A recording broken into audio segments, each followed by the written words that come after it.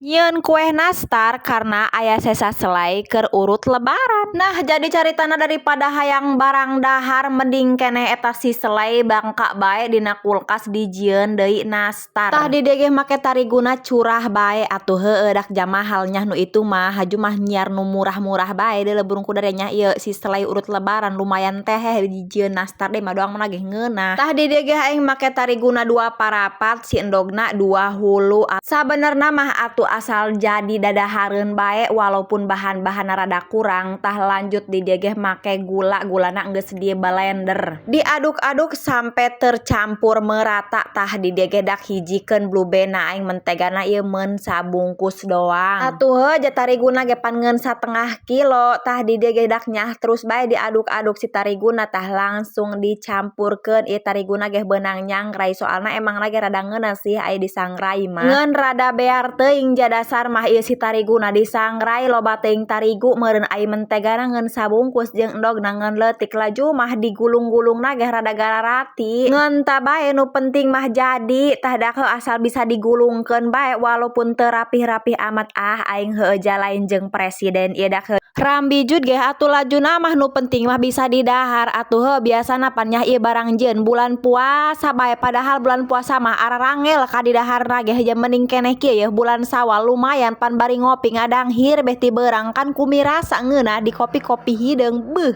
pokona mah tah di dieu ge aing manggangna pake oven listrik walaupun mini walaupun leutik atuh heuh tapi membantu dak lumayan ieu jeung perkuehan mah ja aing nongkrong dina hawu teh sok harareudang pokona mah haju mah ieu mending keneh nu praktis.